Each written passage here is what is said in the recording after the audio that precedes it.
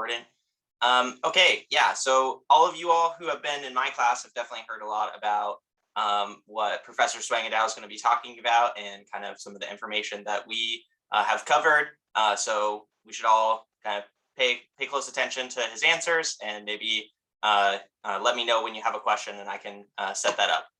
But to start off, so our debate topic is about protecting water resources in the US. And since you kind of had a lot of literature published about this and kind of our investigation of the topic, we were really curious to hear about what you thought on how kind of the arguments that you've made about, post-politics and the way that politicization affects environmental policy, how that relates specifically to something like water resources and kind of individual liberal reforms that would seek to change pollution standards or water scarcity and stuff like that. Very good. So how would you like to proceed with this? Do you want me to say a few things about it, or will there be the questions and answers?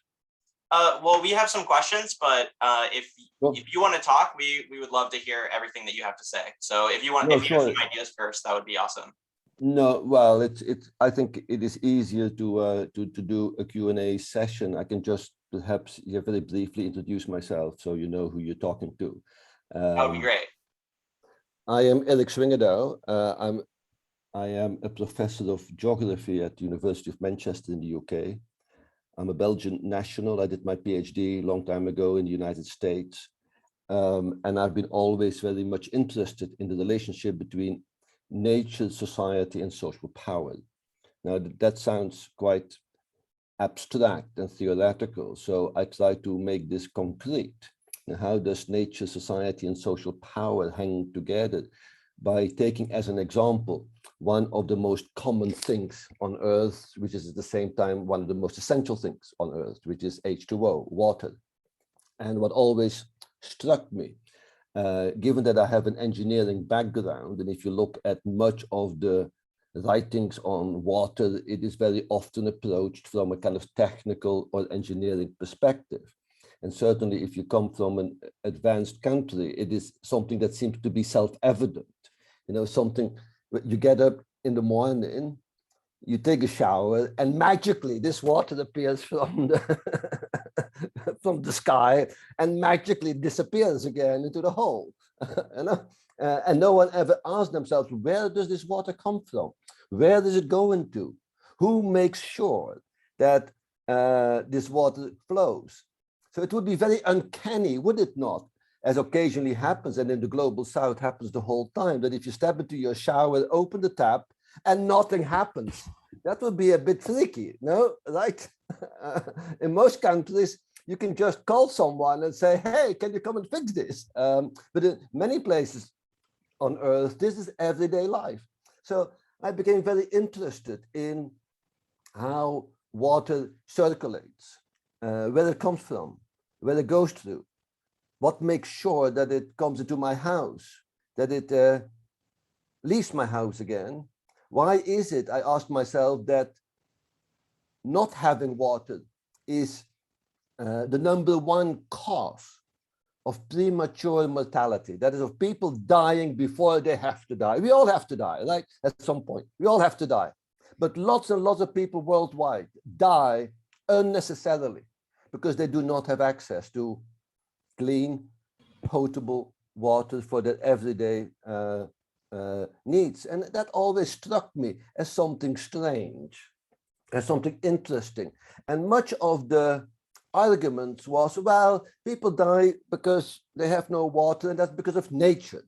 So very often, when there is a drought or shortage, or even when there's too much water, like floods, it's nature's fault. It has nothing to do with what humans do.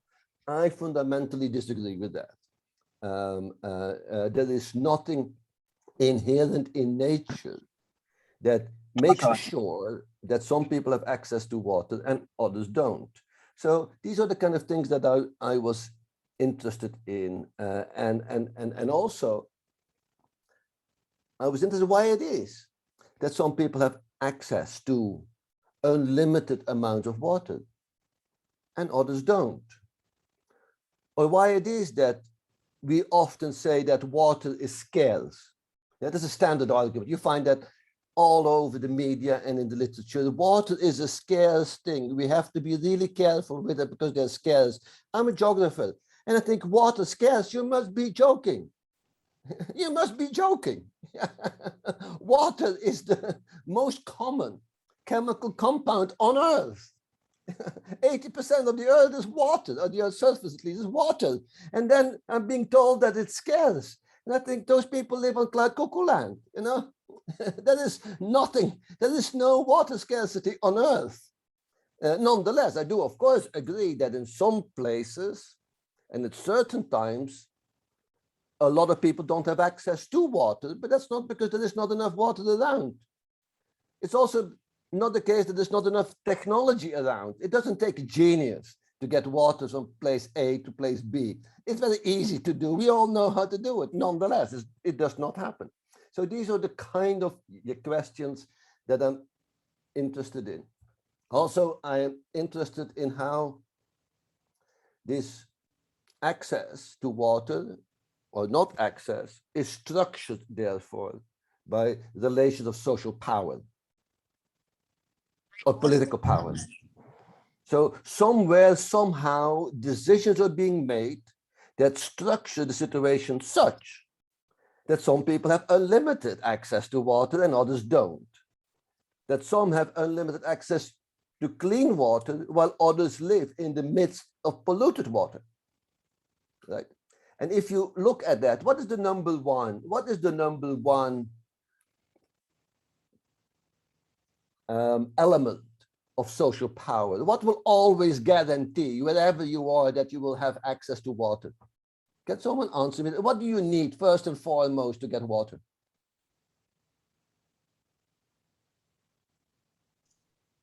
Money.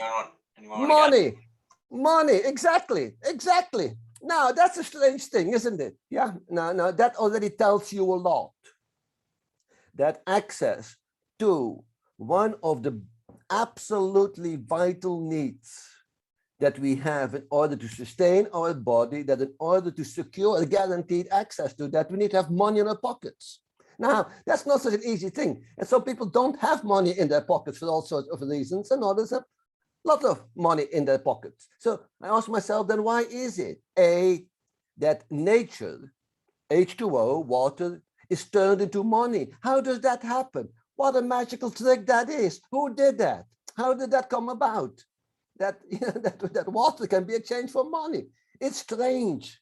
It's really weird. It has not always been like that at all. This is something from the past few hundred years, right? That we turn nature into money. And that some people then use that nature to make more money out of this. I'm also interested in political power. Think of, for example, a big dam in the United States, say, or in China or wherever else, it doesn't matter, a big dam to produce either electricity or irrigation. What do you need? What do you need in order to produce a gigantic dam, right? Like the Three Gorges Dam or any other dam in the world. What do you need?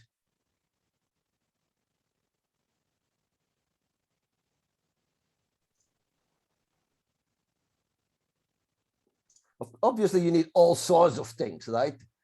Right? But would it help if you were to say, okay, let's have a democratic meeting around the table with 5,000 people on how to build, construct, and maintain a big dam? Would not work very well, would it? Yeah?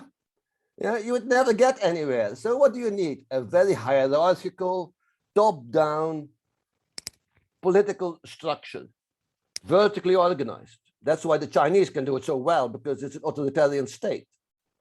Yeah, that's why you always find these big water infrastructures go hand in hand with political authoritarian structures.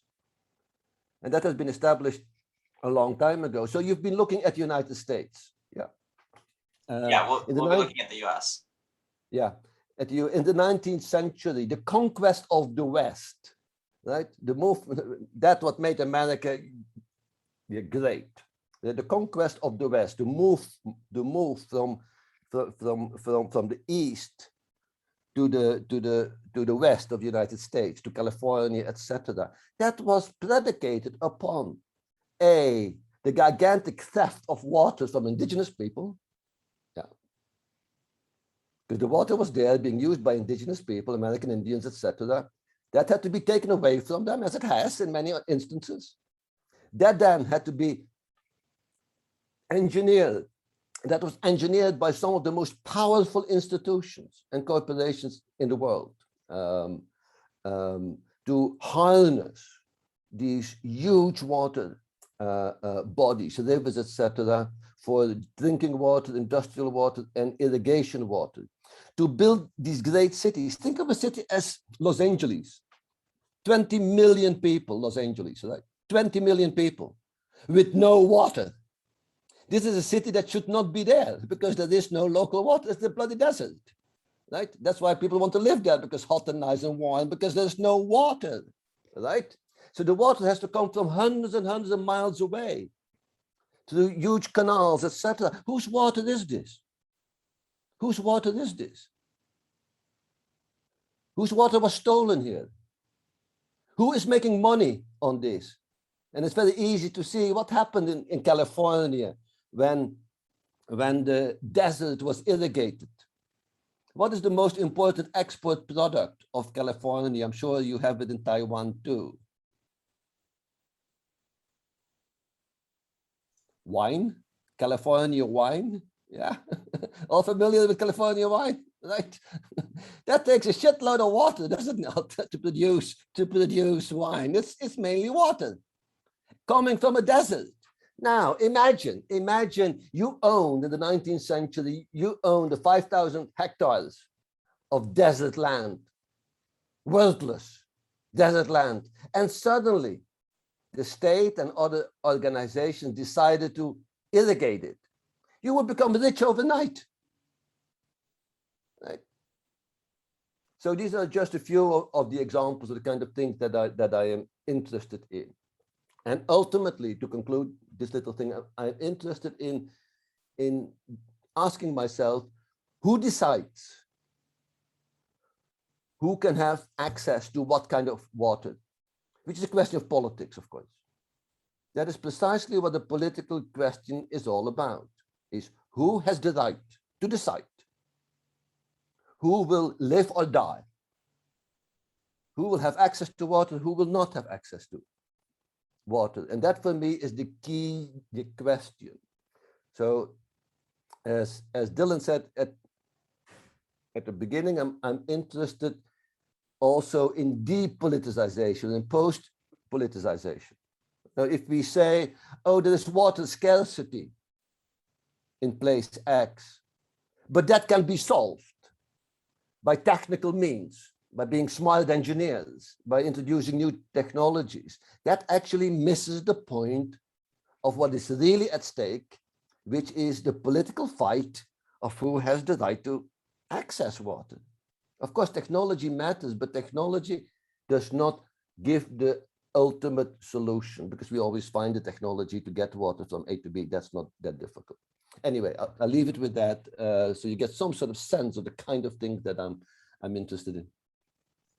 Awesome, thank you. That was really informative. So I think to start off, I kind of wanted to talk about the ideas of those kind of technical or managerial interventions in terms of, you know, the scarcity question or pollution questions. What do you think constitutes something that is a techno-managerial type intervention in water compared to something that could have the potential for politicization? Yes.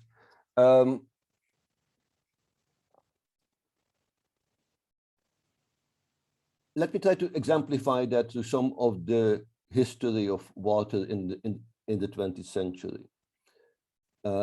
In Europe and the United States, and I assume in Taiwan too, most people have access to water through a universal water supply system. You all have water in your houses with a tap, you know, turn it on and the water flows, right? That is the sort of modern ideal. Of course, that takes a lot of technology, a lot of infrastructure. and therefore technology matters. Now, how did that come about? How did that ideal that everyone should have water flowing into their homes come about in the 20th century? In places like Europe and the United States, that happened through political struggle, through people fighting politically for, I need water too, and collectively we will force the state to make sure that everyone has access to water, which then, of course, led to a transformation of the state, which took control. So this was the state who took control of organizing the technical and managerial system such that everyone had access to water. Before that, until until the late 19th, early 20th century, and still today in many places on earth, in many cities, water supply was organized by private organizations, private companies, who were trying to make money and were making money on selling water, which meant that only those who could afford to pay for it had access to water. And that, of course, was associated with a completely different set of technologies and management practices. So today, therefore, I would argue, if we want to move towards a more generalized, more just, and more equal access to water, that has to be done by political struggle, by political conflict. It's not being given automatically. You have to fight for it and to take it from those who have too much of it, so to speak. Right? Now, that is, of course, dangerous stuff. That's risky stuff. That's why the dominant argument is the dominant argument is the argument of those who want to make sure that nothing changes, that they can keep having unlimited access to water, to say, oh, it's not about politics. It's because we don't have the right technology or the right management institutions. And therefore, it's all a matter of technology and management. And that, therefore, is, of course, an attempt, very successfully so, to depoliticize the question of water, to say it's a technical issue. It's a management issue, while ostensibly it's not. It's one of unequal political and social power. Yeah? Or they blame it on nature. It's a classic. This is the dominant one, actually. Yeah, there is no water. Blame it on nature. It doesn't rain. There's a drought. There's nothing we can do about it unless to have more technology, more dams, more reservoirs, etc., to deal with what nature is causing. It's not nature's fault that people are dying of water. It's because of unequal political power relationship. So the argument that water is scarce is, together with the argument that it can be dealt with technical and institutional means, is depoliticized. It takes it away from what is really at stake. That is a struggle for access. The same for the pollution. Yeah, if you were to make a map of people living around areas that are highly polluted, environmentally polluted, what would you find there normally? Poor people or rich people? Who lives in this shit? I'm sure that's the case in Taiwan too, as it is everywhere else. Who lives in environments that are often highly polluted? Poor people. Have you ever seen a rich person living in a polluted environment? No. Again, pollution is unequally distributed. It is unjustly distributed because, again, money permits you to buy healthy environments. Right? That is also true not just for water, but for other things too. Take climate change. I live in Amsterdam most of the time. Fantastic city, beautiful city, right? Very sustainable city. It prides itself on being very climate robust. It is built on water, and they're rapidly going to an energy transition, getting away from fossil fuels, and they do that by building huge numbers of windmills and solar panels, etc., in order to generate alternative energy. They're very, very good at it. Now I ask them, where do your solar panels come from? Where do your windmills come from? Who is making them? Under what kind of environmental conditions? Right? With what kind of salaries? With what kind of massive pollution does that take the place? With what kind of resources? Where do these minerals, columbine, tantalite, to name one, coltan, which is in every high-tech piece of equipment, including our computers, with which we talk to each other now, where do they come from? Mainly from Central Africa, where there is an ecological and social genocide going on to make sure that we can have our computers and live sustainable lives. So with water, it's exactly the same. So you can think through the argument about H2O in exactly the same way as you can think through the argument about CO2. So in other words, what one always has to think of when thinking of water is that water is not just a flow of H2O, a flow that changes. You're all familiar undoubtedly with the hydrological cycle, rain, runoff, evaporation, etc. The classic sort of cycle of water on the planet. You're all familiar with that, I assume. But that's only one side. There's only one side of the equation, because that water is also socially embedded. It also flows through institutions, to technology, etc., which embeds it in all manner of political and social power relations. So I prefer to talk about a hydrosocial cycle. If I look at a dam or an irrigation field or the water supply system for the big city, I think of it as a hydrosocial cycle, where H2O and social processes fuse together to construct a particular configuration that is enabling for some and disabling for others, in which some people have a lot to say and other people are excluded from having a say over how it is structured. I think that was really helpful at addressing the question. So one of the things that I wanted to follow up with that was kind of the consequences that you talked about of depoliticization. So some of the things that we've kind of looked into from your literature is about like the reference to Foucauldian biopolitics and something called immunopolitics. Is there any way you could talk about those consequences of depoliticization and kind of what that looks like? Yes, there are all sorts of consequences. First off, and probably the most important one, is that a process of depoliticization that ignores or disavows, represses the very serious social, political, and other inequalities that nonetheless persist, but which cannot be addressed. That if those are not addressed, that those who are excluded often have to resort to violence in order to be heard, to protest in order to be heard.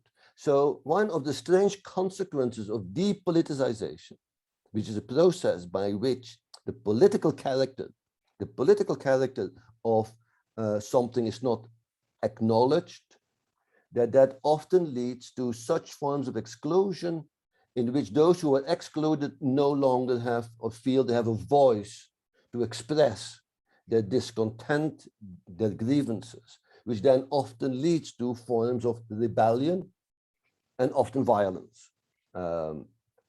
Take the case of Hong Kong on a big scale, for example, how over the past few years, the umbrella movement was precisely such an expression of rebellious uprising, precisely in a context in which they felt they were excluded from the political sort of process. Now you find it everywhere in the world.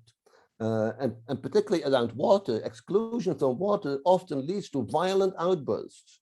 So that's one of the consequences of depoliticization.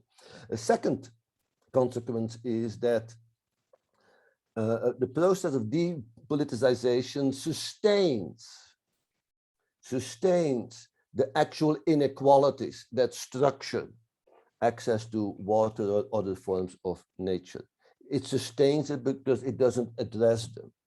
Thirdly, it leads to, in some places, to the formation of what I would call ecotopes. I was just mentioning Amsterdam, but I can think of many other cities and wealthy places around the world that function as a sort of nice enclave, as a sustainable ecological enclave. But that sustainability in one place is bought at the disintegration of social and ecological and environmental condition elsewhere. So that is what is meant by this immunological biopolitics, right?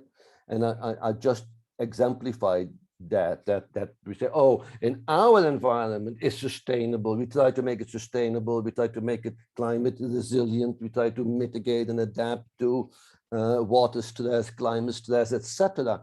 That takes, if that's done under post-political conditions, that usually takes the form of technical and managerial interventions. Let's have electrical vehicles in the city in order to clean up the air. Now, fine, but what is the ecological and social cost of electrical vehicles elsewhere? It leads so depoliticization leads to a situation in which, in some places, people can live a healthy life that is sustainable, that is clean, etc.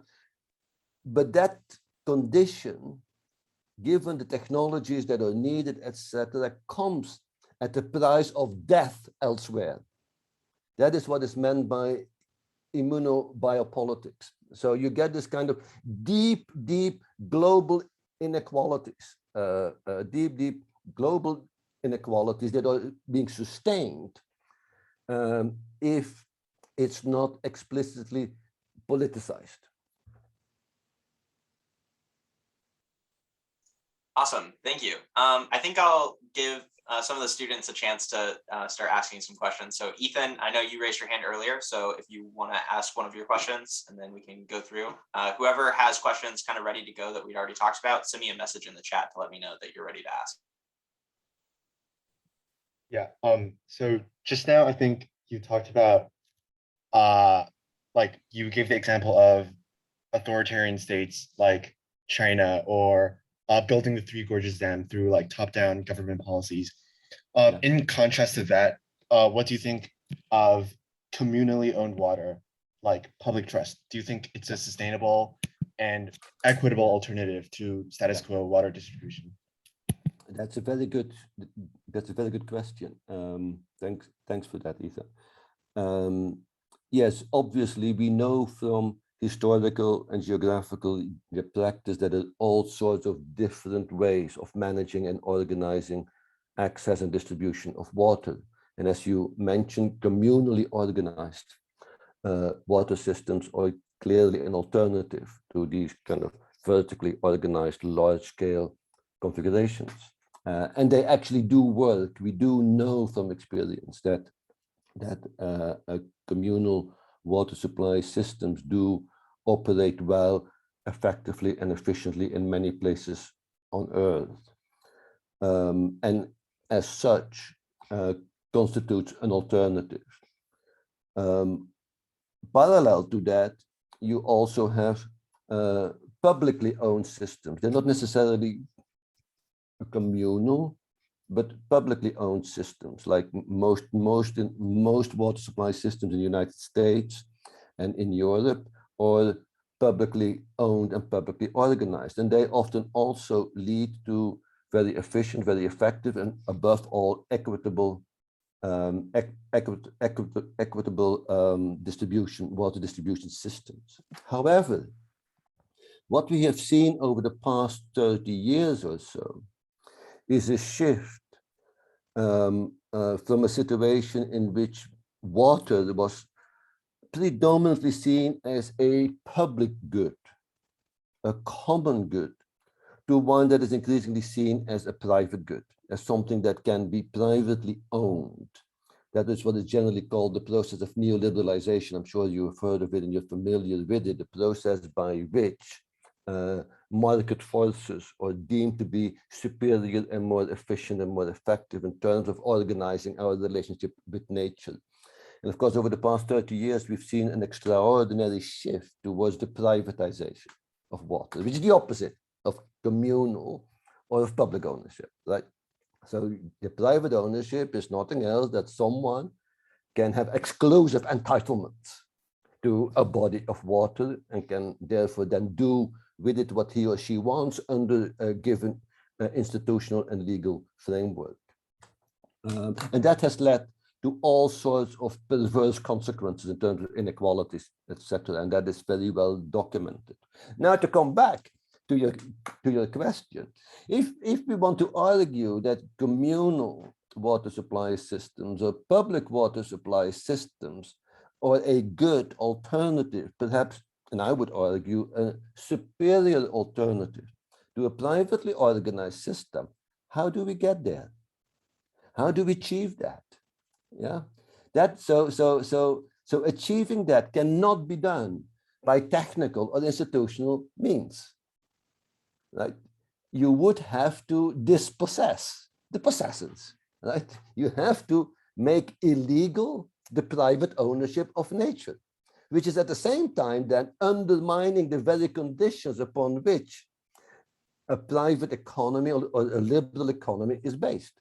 And that is precisely what makes it a political sort of question. If you argue that a communal water supply system or the public water supply and distribution system is better, more just, etc., that necessitates tackling the question of private ownership of nature, which would be addressing the fundamental structure of our capitalist society.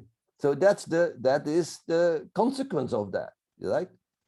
And that is the difficulty. It's very nice. I hear lots of people talking about communal water supply systems, and I say, yeah, great, fantastic. And we have examples enough to show that they do work, and they can actually work on a fairly large scale. We see public water supply systems that work very, very well, very, very just. I said, yes, great, let's do it. Now, in order to achieve that, you have to engage in a gigantic political struggle that would make the private ownership of water illegal. Ban it, right? And that would mean changing the political character of how we deal with nature. And that is what I think needs to be thought through. Many young people who see the difficulties many people worldwide have to access water say, well, if it were to be communally owned and managed, etc., there might be a better chance for more people to have better access to water. That sounds very, very nice. And that's the way it should be done. But you have to think through, what does that mean? What kind of fights, what kind of struggles do you have to engage with in order to achieve that? Because that's precisely not a technical matter. We know technically and institutionally speaking how to organize a communal water management system. There's plenty of examples that we can take from, but that's not a problem. That's not the issue. The issue is, how do we get away from the increasing privatization and exclusive private monopoly control over resources like water? And that's a political struggle. So you can't just say, well, which of the two is better and then let's decide. That's unfortunately not how it works, because people who are private owners of nature will do whatever they can in order to sustain that private ownership, because that's a source of their power.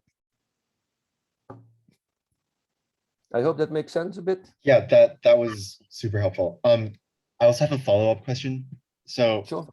Essentially, it seems very likely that like the complete destruction of neoliberal governance and the destruction of the influence of like transnational market forces is the only way to transition to sort of communally owned water. Given that this isn't, I guess, it doesn't seem like it's very possible under like the current post-political like democratic system. Yeah. So what is your advice for young academics, intellectuals, or leftist progressive organizers? How do we go about making this shift? Sure. Two initial comments. I often hear this argument, oh, this is impossible. This is too big. I can't face that. You know, it's just too gigantic a task to even contemplate it. And I of course agree with you that it is a gigantic task. But on the other hand, look at the alternative. Look at the alternative. If we stay on the course that we're on, we're leading to disaster.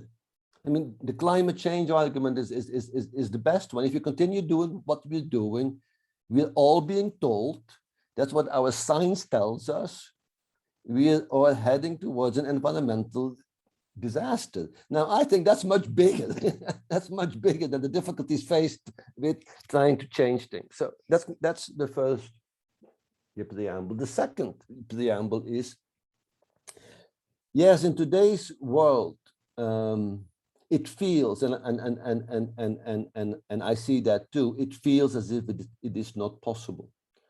And that I find in itself a quite interesting situation or condition, that it is this dominant feeling shared with so many people, young and old, that real social or political change is not possible.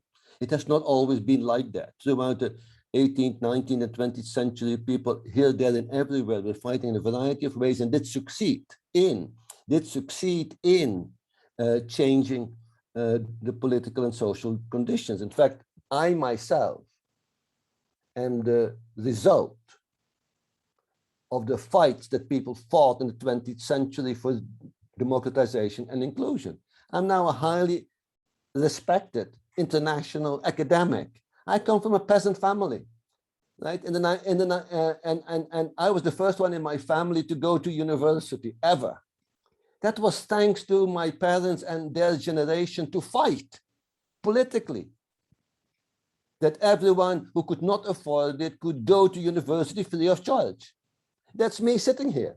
You know, without that fight to achieve that, I would not be here. So things can be done, and there are plenty of examples historically of the feminist movement, the working class movement, the subaltern movements, where they did achieve change.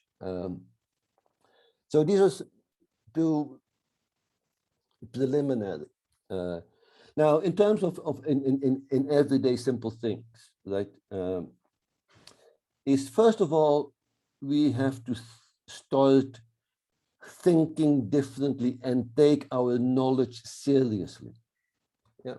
And by that, I mean, when we know that technical institutional means are not going to do it, let's stop pretending that that's what we have to do. Yeah. I see many young people saying, well, I do know that this technology does not work, but I can't think of anything else. Well, start thinking about something else in the first place. Yeah. And start thinking about what can be done differently. It will not change things overnight, but we desperately have to shift our focus from this kind of techno-managerial terrain that is continuously presented as the means through which change will be achieved, which you all know is not the means by which change is achieved, it's actually the means by which they are sure that nothing changes. Yeah? To demystify that and to start talking about other things. That is to start at least talking about water or CO2 or nature pollution as a political problem and not as a technical problem. And that can be done. In fact, I think that's the obligation of students and academics and scholars to do that, to speak to the truth as they think it exists. See, and that's not, you know, that's a simple step, so to speak. And to try to think about how. So you mentioned earlier about the possibility or the advantages, the strengths of communal water supply and distribution systems. Yeah, fine, very, very good. The second step then is to think through, what does it take? What does it take in order to move from a privately organized water system to a communal? What are the kind of leverages that needs to change, right? This is a kind of very reasonable question to ask, and you will soon discover that moving from a private water supply system to a communal one is not a technical question. It involves technical issues. Yes, it involves them, but it's not a technical issue. It's a political issue. And there are plenty of examples worldwide in which such struggles have been waged. I assume many of you are familiar with the classic case of Cochabamba in Bolivia, which is only one among many, where in 2002, the water supply system, which used to be a state-owned system, was privatized, as in so many other places in the world. Immediately after the privatization of the water supply system in Cochabamba, the people of Cochabamba started to protest. Mass protests, mass politicization around the question of water, and the question, whose water is it? Eventually they succeeded. So the privatization was rolled back, they were kicked out, and the system was turned into a communally organized water supply system. It's a classic case of how a political struggle does shift the balance from international private capital to local communities. And there are plenty of examples of that worldwide. So it can be done in some places, but one has to organize around it. One has to act accordingly. Yeah, that definitely makes a lot of sense. Our next person. Does anyone else have questions? I think Micah's up next. So Micah, if you want to go ahead and ask yours. Hi, thank you so much for the lecture. Do you think that movements that base themselves around singular reform goals that strive to get the government to like stop like bad practices such as hydraulic fracturing, like for example, like frack out of BK and no DAPL, do you think movements like those are valuable? Yes.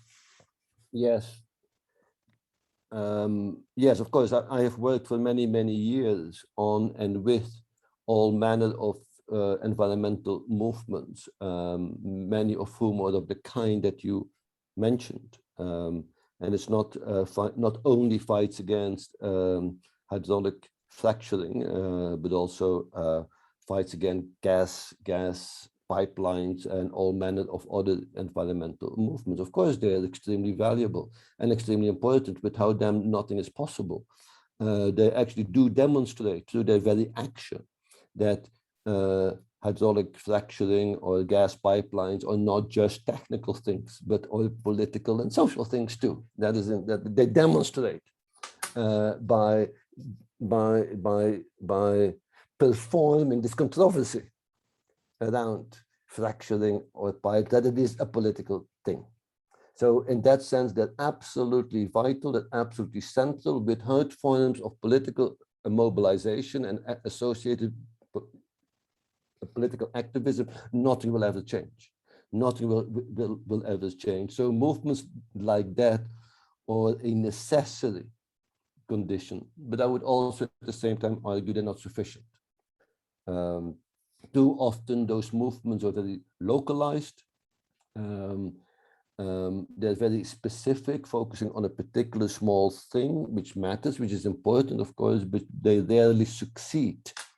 Sometimes they do, but not very often succeed in changing, however slightly, the institutional or legal or political framework, which is nonetheless ultimately the objective. You know, why do social movements, environmental movements act on something? In order to change the managerial and institutional configuration. That's exactly what politics is all about. Right? It's about changing the policy and institutional arrangement. Sometimes they succeed, but not very often. Occasionally they succeed. So they are, I would argue, therefore absolutely fundamental, foundational, but at the same time not sufficient. And I do think what needs to happen, and what is in fact increasingly happening, is that those localized movements build up to a wider, I call it upscaling, geographical upscaling, a wider movement in which a range of different environmental issues, water, climate, hydraulic fracturing, pollution, etc., link up and form a bigger politicizing movement that might succeed, or which would be more powerful in order to changing the institutional configuration. There are plenty examples of that historically, but also today. I've been writing about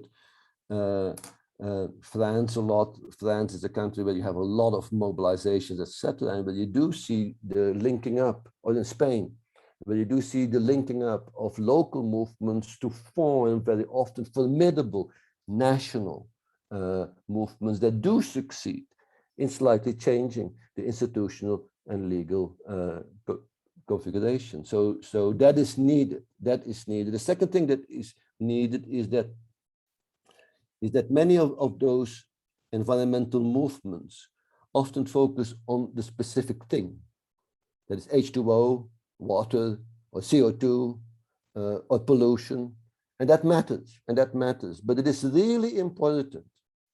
It's really important that it is recognized that the problem with CO2 or H2O or pollution is only a symptom of something else. It's a symptom of something else. And it's that something else that needs to be addressed if one really wants to deal with the problem.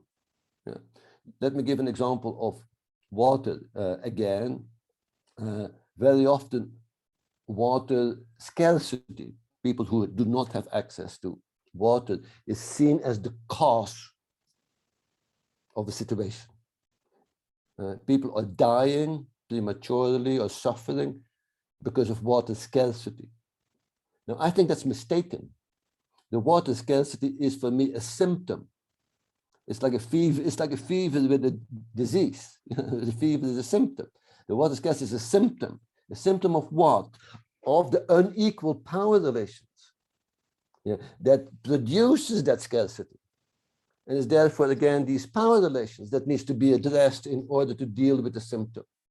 And that is, for me, the lesson I often want to convey to environmental movements, etc.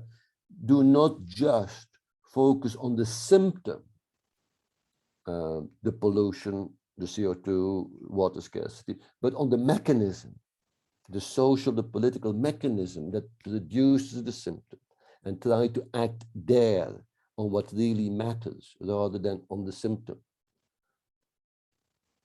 Hope that makes sense. Yeah, Micah, if you want to go ahead and ask that follow-up question, for sure, go ahead. Okay. Yeah. So given that addressing things like the unequal power divisions need to be addressed first, do you think symptom-focused solutions in the short term is still valuable?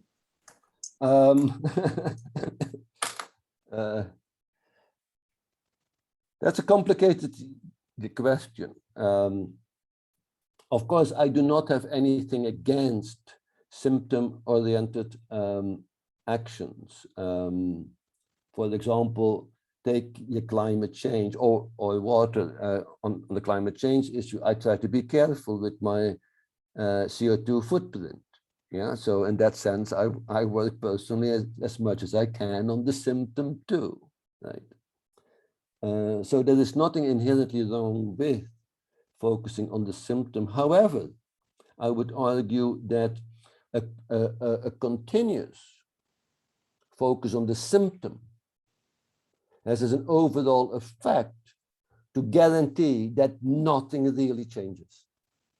So focusing on the symptom in the long run, structurally speaking, does make sure that the existing configuration that produces the symptom to begin with can continue a while longer.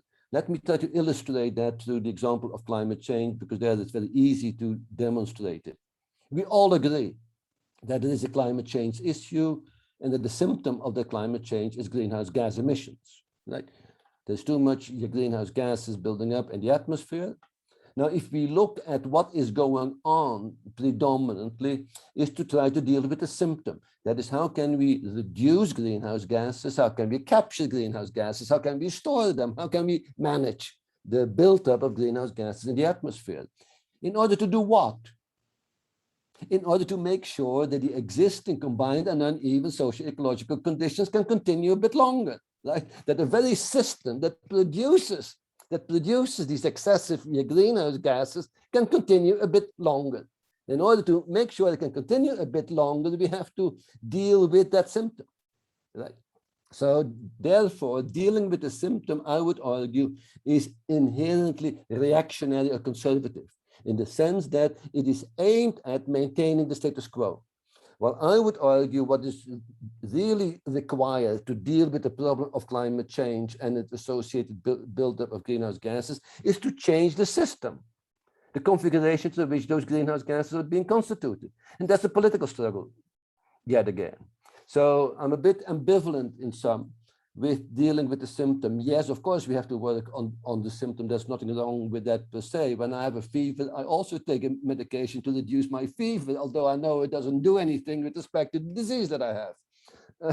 Nonetheless, if one really wants to change, one has to work on the mechanism that produces the fever or CO2 to begin with. And dealing with the symptom doesn't do that. In fact, it makes sure that you can continue being ill, so to speak. You know, if I'm ill and have a fever, why do I take a medication that only deals with the fever, so I can continue teaching and working, etc. So, and the disease keeps on working further. It's the same thing. Okay, thank you. That cleared up a lot. Thank you. I think Noah was next. He had the next question. Yes, my question is that you talk about how technology right now and with the green industry right now is still affecting like people in the global south. So how will the technology that will be used to distribute water and to help these people be different? Yeah. Good question. So as I indeed said earlier, much of our high technology configurations to which you and I live our very sustainable and secure lives in many ways is predicated upon extraordinary resource extraction and socio-ecological disintegration elsewhere, right? I mean, take your mobile, you all have mobile phones, I would think, right? You can't even imagine having a life without a mobile phone, right? You would feel a social pariah if you did not have a computer and a mobile phone. Now, we all know that the production of those mobile phones is predicated upon socio-ecologically devastating resource extraction of key resources like columbine, tantalite, copper, etc., mainly in the global south, in order for you and I to live the kind of fancy life that we live. And of course, every 2 years or so, you buy a new phone and you throw your other one away. You don't throw it away, you put it in the recycling bin. And where does it go to? To the recycling centers in the global south, which are again socio-ecological disasters. So the first thing to do is to recognize that much of our everyday lives sustains the combined and uneven socio-ecological catastrophe that is globally organized. Secondly, to deal with some of the most basic issues, environmental issues that is confronting the world, does not need new technology. As I said earlier, getting water to people who don't have water, you don't need crowdsourcing, big data analysis, etc. You need some basic and not too expensive infrastructure. You know, yet again, it's not kind of key technologies that is the issue. No, we know how to do it. It's actually quite cheap. It's actually quite cheap. For on average, the United Nations estimates that it takes about $50 a year on average to provide clean water to everyone on Earth. $50 a person a year. That's peanuts. That's peanuts compared to the gigantic amounts of money that often go into useless infrastructures and technologies, etc. Now, my preferred example is here, video games. Now, do you have any idea how much money goes into the production, software, hardware, etc., video games? And you all like it, undoubtedly, and many of you do, not just video games, but TikTok, WhatsApp, Facebook, Instagram, etc., the kind of things without which you cannot live any longer, or so one thinks. You know, that with a fraction of the capital invested in that kind of infrastructure, you can provide the whole world with safe, clean, reliable water, and you can reduce global mortality gigantically. So these are the kind of things that at least we need to take seriously. I'm not trying to make an argument against video games. I used to like them too when I was younger. That's not the point. But that is not, in other words, not a question of lack of capital, lack of technology, lack of insight, but the organization again of political and economic power relations, right? That are so unequally structured such that money is not flowing to people who need it, but money is flowing to people who already have money. And that secures, sustains the combined and uneven development and the combined and uneven socio-ecological catastrophe that we see worldwide. Thank you. That was helpful. Okay, Emma, I think you're next.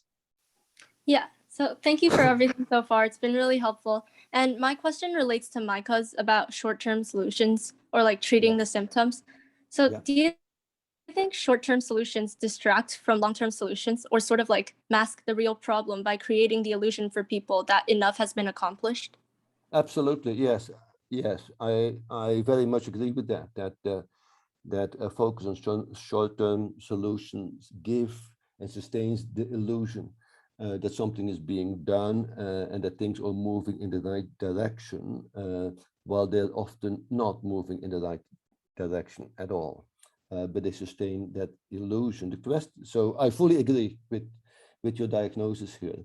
The question that then comes up is, why do we ourselves, because we sometimes also do sustain a focus on short-term symptomatic solutions. Why do we and so many other people love to live in that illusion?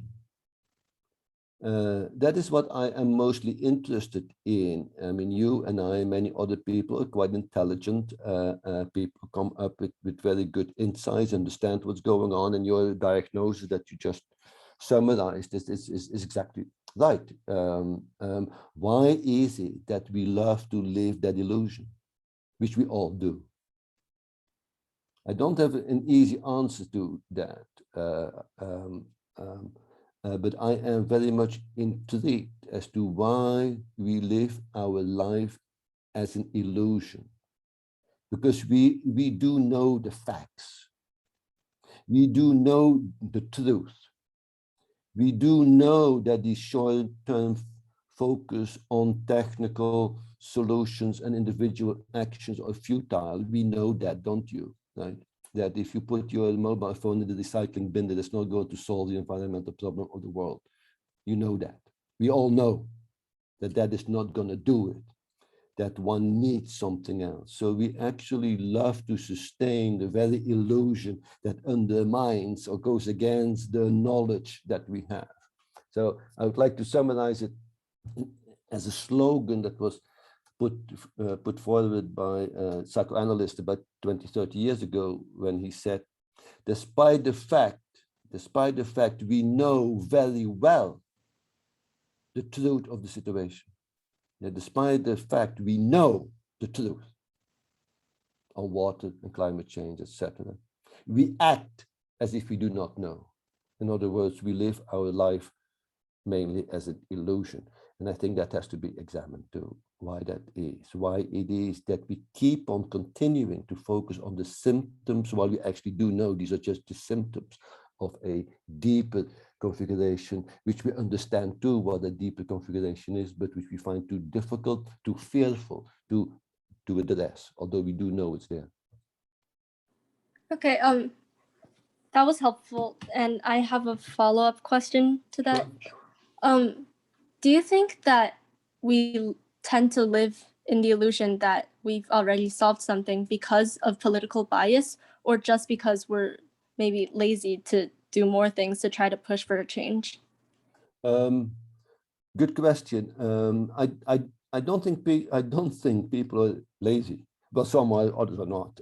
But I don't think that's the issue. But I think what is lacking is courage, intellectual and political courage, because indeed fighting to change the coordinates of life, both individually and collectively, takes a lot of courage.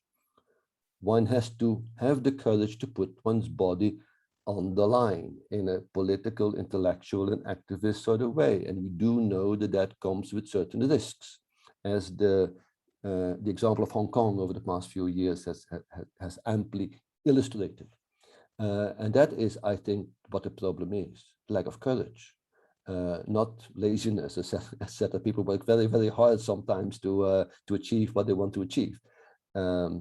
But despite the fact that they know that the world has to change, not that many people have the courage to actually do that. Mm-hmm. Thank you. Jacqueline, I think you're next. Hi, thank you so much for everything up until now. My question is, what would the governmental system look like after complete politicization? Like, will it transition into another regime? I don't have a crystal ball. I'm just an academic, so I don't know exactly what it will look like. Unfortunately, I wish I did, but I don't, and no one does. That it would lead to change is without any doubt. Of course, it would lead to change. Now, what does politicization mean? Because I think that's really important. Politicization for me is predicated upon recognizing the fundamental equality of each and everyone qua speaking beings, which therefore then leads to a condition of continuous conflict and antagonism, which is being recognized. No, that is precisely what is not possible today. That is, there is an absence of a debate over what kind of world is possible or not possible. It is as if there is only one alternative possible, that's the one that we're living in, which is precisely what depoliticization does. So politicization is nothing else than the nurturing of a debate, arguments over what kind of world we want to inhabit. And of course, different people have different views, ideas, and fantasies about what constitutes a good world. But politicization is precisely about making explicit, discussing, debating, arguing over the various possible worlds that we can inhabit. And secondly, that everyone is equal in their right and possibility of expressing the kind of world they want to inhabit. Now, if we live in such a world of complete politicization, right, that would definitely look very differently from the world that we're inhabiting now. If there's a continuous debate over what kind of world you want to inhabit, as you all know, if you sit around the table, you're debating, not much happens. It slows down everything. So a radical politicization and democratization leads to a slowing down of the world that we inhabit, and with the slowing down of the world we inhabit, ecological destruction and environmental destruction would also slow down, at least. So there are a number of things that I can think of, but in sum, the simple thing, politicization is nothing else than the nurturing, the feeding, the embracing of disagreements and debates over the kind of world that we want to inhabit and that we want to make and live in, which is for me precisely the definition of democracy. Democracy is nothing else than the system through which people equally debate and make the world according to their images. And you all know that we're not living in a democracy, because I'm sure you don't have any idea that you feel you have any right in co-deciding the world that you're living in, despite the fact that Taiwan prides itself on being a democracy like Holland does or the US does, etc. In practice, it's not.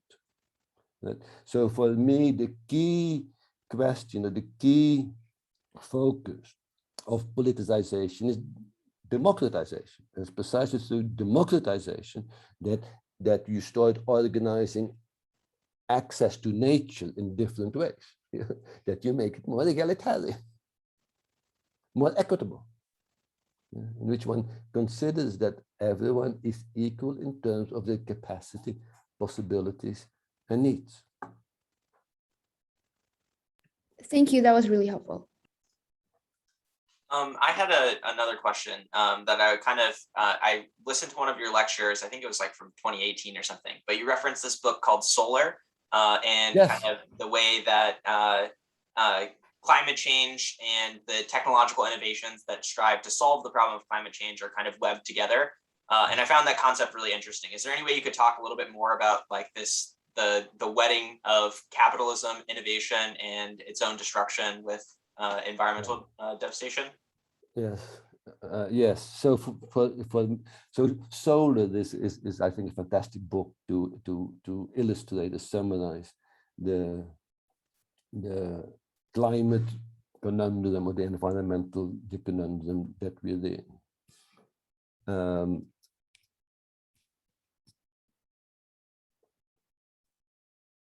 It's undoubtedly the case, very few people would disagree that the climate change, the accelerated buildup of excessive greenhouse gases in the atmosphere has been the result of the accelerating economic growth ushered in by the system that we live in, which is capitalism. Capitalism is predicated upon the continuous deepening and expansion of the mobilization of nature in the pursuit of economic growth, accumulation, and profit.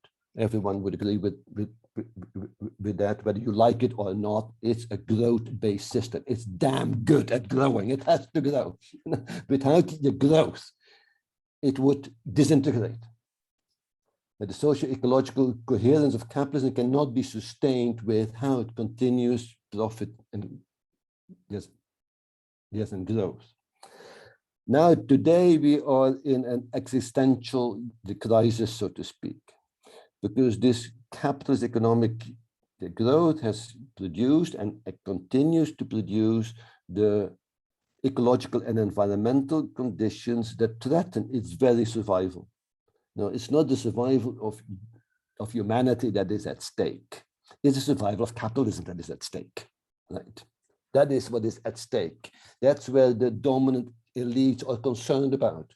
That's what they are obsessively worried about. How can we continue capitalism such that it does not undermine the environmental and ecological conditions upon which its very expansion is predicated.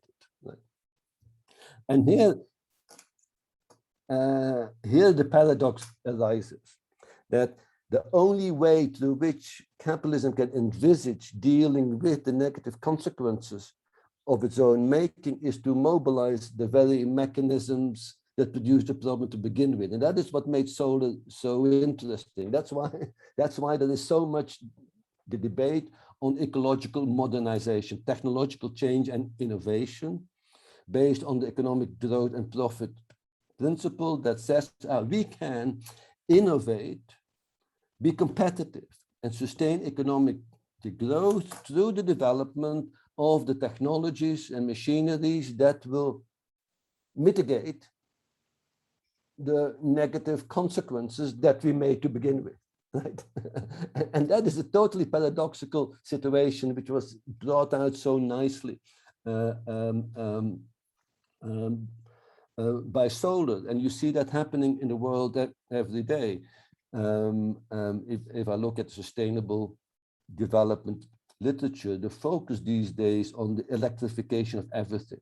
and particularly electrical vehicles in urban environments are very often portrayed as technical innovations that will sustain carbon neutral or carbon free mobility in the future. And I think, where the hell is this energy going to come from that produces this electricity that you need to fuel the batteries in these cars? Where is it going to come from? There is not enough wind on Earth. There is not enough land to put solar panels to feed the electricity for millions and millions, not billions of automobiles. Yeah? And mobile phone, it's just not there. You know? And nonetheless, that is this illusion is continuously being reproduced, that the very mechanisms that characterizes capitalism can produce the solution for the problem it has caused itself. And I think that's a fundamental illusion. And the only thing that we consequently see is that in those ecological modernization technologies that capitalism continuously invents, like solar energy and wind energy, etc., which are fine. I have nothing against that at all. That leads to a deepening, combined, and uneven development that makes sure that you and I can continue to live our nice middle-class lives at a cost of human lives and environments elsewhere.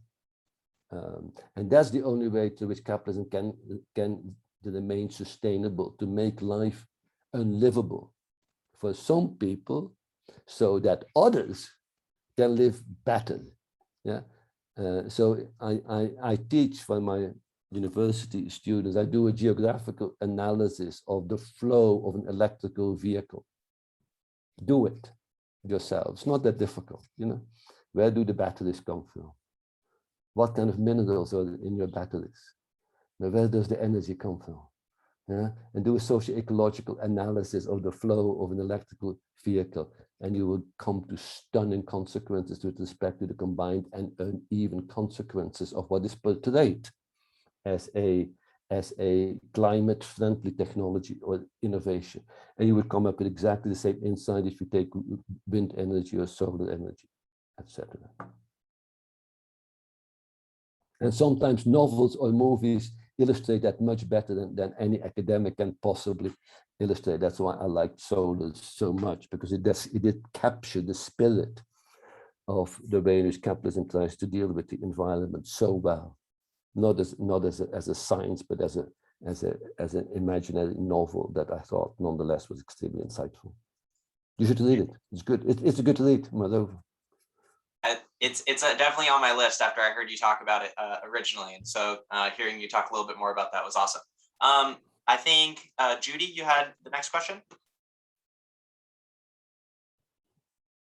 Yeah, thank you so much for sharing these with us. And I have the question about who's going to have the power to actually enact the changes you were talking about in this lecture. Say this, sorry, I'm not sure whether I got it. Can you please repeat the question again? Yeah, of course. So who do you think will have the power to sort of enact or enforce these changes you were talking about?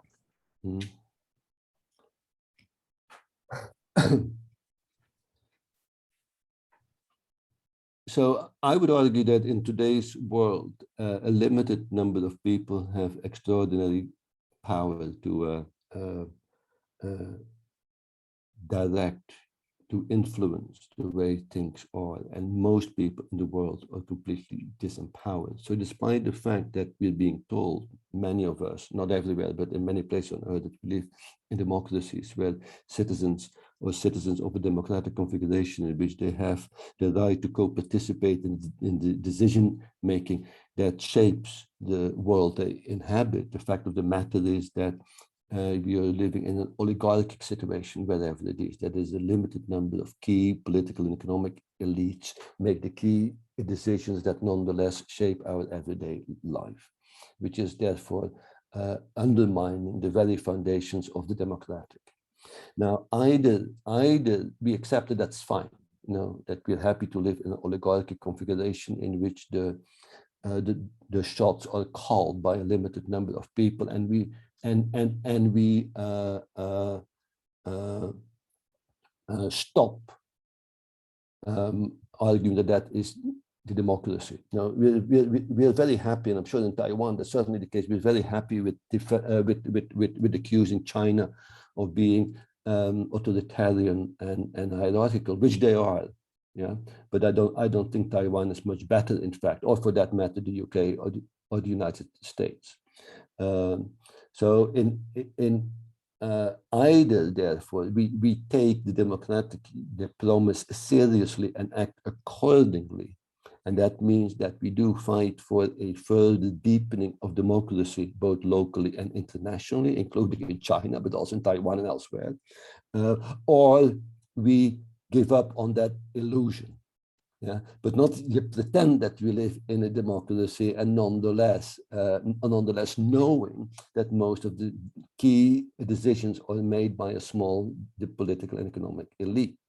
Now, of course, taking that knowledge seriously, yeah, takes a lot of courage, because that means that one has to start in a variety of ways, forms of political or politicizing action that tries to undermine or reduce or erode the power positions of those key elites that call the shots.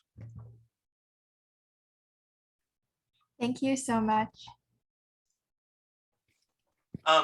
The next question that we had was, so it seems like a lot of the way that you talk about some of the examples of sustainability movements or environmental interventions is about the way that they're described or the kind of justifications used to integrate them. So like you talked about like apocalyptic imaginations and the way that Al Gore's Yes. kind of like inconvenient truths, stuff like that.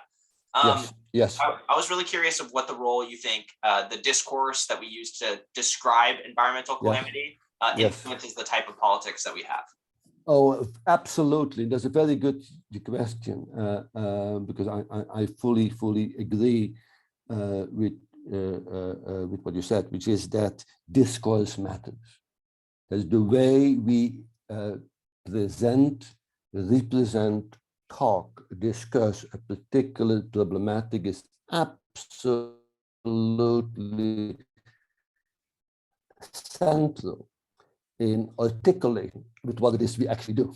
So there's a direct correlation with the way we present things, we talk about things, and how we consequently act. And that is very clear with respect to the climate change or the environmental condition more broadly. So now every one of those discourses I would call or fantasies, ways of presenting things. So therefore, if that argument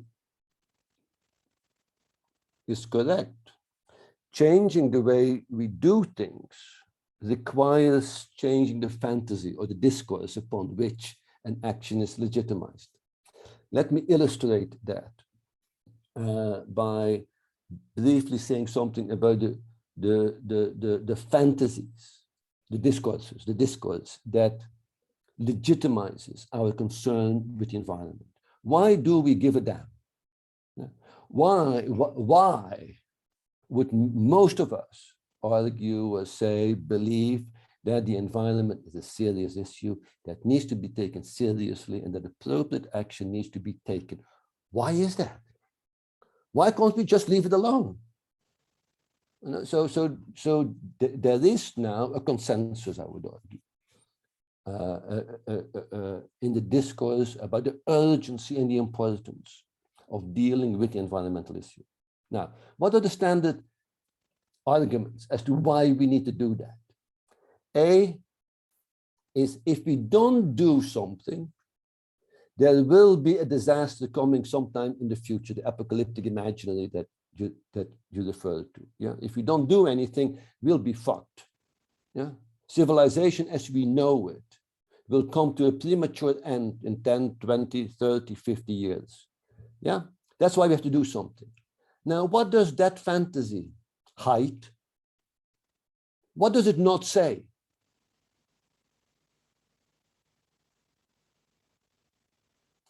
It does say, yeah, it does say there is an issue in the future.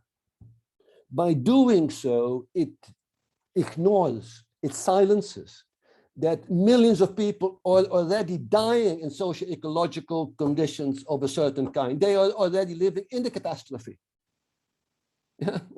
It's not a promise to be done, that will come. It's actually already happening for lots of people. Now, if one takes the ecological condition as combined and uneven, in which many people are already dying today, we would start doing things differently.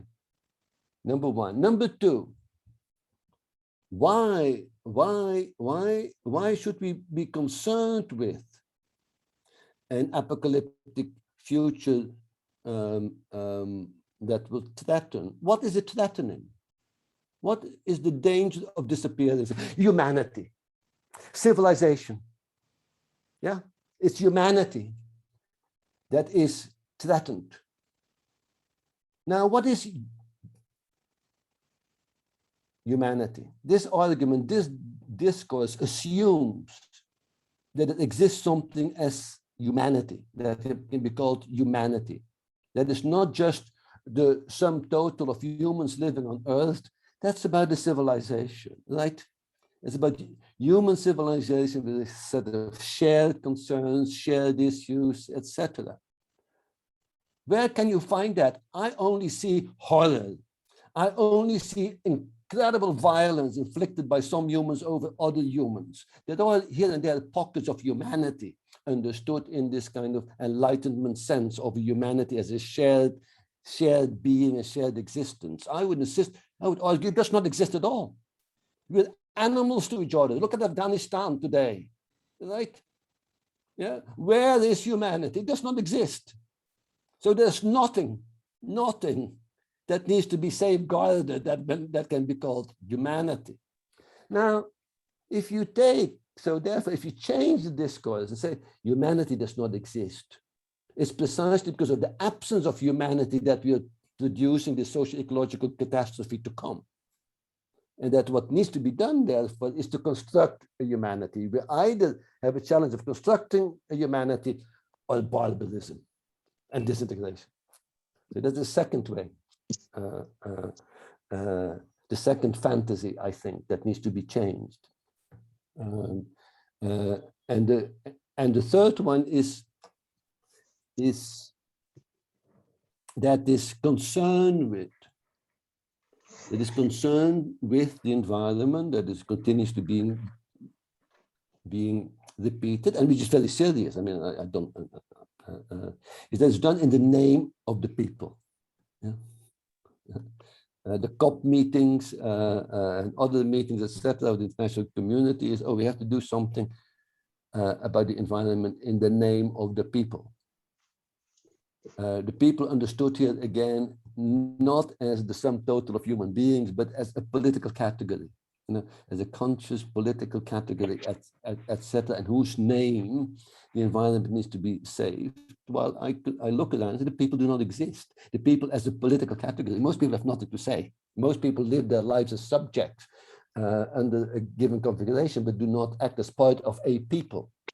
But the people as a political category that go decide what the world that they want to inhabit should look like. So the people do not exist. So again, that points to the need for politicization, rather than insisting on an imaginary, we need to intervene technically, managerially in the name of the people that do not exist. So these are a few examples here to suggest how a particular set of practices are predicated upon the construction of a particular set of discourses. And if you examine a bit more carefully the content of those discourses, you can actually quite easily see what they say on the one hand, but more importantly, what they hide. What is not being said in a particular discourse, and what does that mean? What is the consequence of the silencing of certain elements within a discourse, and what would happen? What are the implications if you start speaking? If you start putting in discourse that what is being silenced by the dominant discourse. That is why the critique of discourse is so important, and that is why the formulation of alternative discourses is so central. And I prefer to call it fantasies, as I said. It's the same word.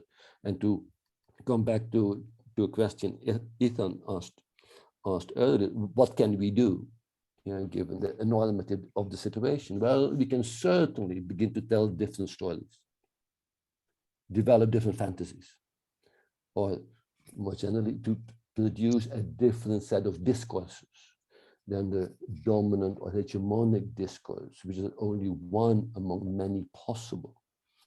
And the dominant discourse does silence and hide a number of things that urgently need representation, that urgently need ways of expression, that urgently need a language to be represented in. And that's in fact much of the work that I do. You have read some of the stuff I do. I just tell different types of stories. I try to give words to things that the other stories don't say. Things that are being silent, willfully or unwittingly. And through that, I try to contribute to the formation of a different discourse. And as Dylan said, a discourse is always associated with a set of practices. How one does things, how one thinks about how to do things, etc. Hence the importance and power of discourse. And that it is never just a singular discourse possible. There is always a set of possible discourses. And that is precisely what I would argue is an integral part of a process of politicization. That is the multiplication of discourses, of fantasies, and the struggles and discussions over it. Depoliticization is therefore nothing else than to reduce multiple discourses to a single one. There's only one thing possible. There is, in other words, there is no alternative. There are always alternatives. I can tell you, to a set of alternative discourses that alternatives are possible. I can imagine them. I can fantasize them. I can write them down. I can talk about it. And by doing so, one already begins to at least question or undermine the hegemonic discourse by A, indicating what they're silencing, B, by indicating what the true content is of what they're saying, what do they really want to achieve by having a discourse structured in a particular kind of way, and thirdly, all different discourses or alternative discourses possible that do speak about those elements, practices, and processes that are silenced or marginalized by the dominant one. Hope that makes sense. Yeah, that makes a ton of sense. And it kind of answers my question that I was going to end us on, which was kind of what is the role of academics and us as debaters Yes. kind of studying these type of problems. Yes. But I think that you kind of covered that pretty succinctly Yes. with that last answer. Yes, yes. So yes, so our main role as intellectuals, academics, and scholars is exactly to provide different discourses that, on the one hand, embody the courage of speaking to the truth that we know is there. A truth is there, not a singular one, but we do know there are things that are not true, that are pure lies. Yeah. So I am very much against the kind of postmodern relativist view that's also that is only a matter of opinion. No, some opinions are plainly wrong. I think that's one task of the scholar, intellectual activist, to distinguish between what is wrong and possible alternative truths. Also, I think the role of the intellectual scholar is to speak the truth. And that takes a lot of courage. The truth that we know it is. I see too many intellectuals and academics who do know the truth, but don't dare to speak it. Hence, the courage of the intellect, I think, is something that has to be taken seriously. The courage of the intellect. Yeah, it's not just about the content of the intellect, but the courage to speak according to what it is one really knows. And that is sometimes sourly lacking. Well, that's it for questions for me, and I think that you kind of covered everything that I wanted to hear. And it was pretty amazing to get this opportunity in the first place. So definitely a lot of gratitude coming from us for you to kind of arrange this and help us out here. Thank you very much indeed for the invitation. Thanks for the fantastic questions. I am mightily impressed by the quality of the questions and the knowledge that was shown by the questions. What kind of students are there? What are your ages? What kind of school is this? We have a range of students. So there's I think there's anywhere from 7th graders to seniors in high school. So Wow. we have some really young kids who are investigating some really kind of deep political questions that I think are really I was mightily impressed. You know, if these are high school seniors of that, very, very impressive. I rarely hear questions of this quality from my 3rd-year undergraduate university students. So congratulations, well done, keep it up, fantastic. And of course, spending a Sunday afternoon debating those things, I'm sure many of you could think of doing something else on a Sunday afternoon. But thanks for having me. I wish you a lot of success and thanks for the invite. Yeah, thank you so much again. All right, see ya. Bye-bye now, have a great day. Thank you. Thank you. Thank you. Thank you. Bye. Thank you. Bye-bye. Thank you. Thank you. Bye. Bye. Bye. Thank you. Bye-bye.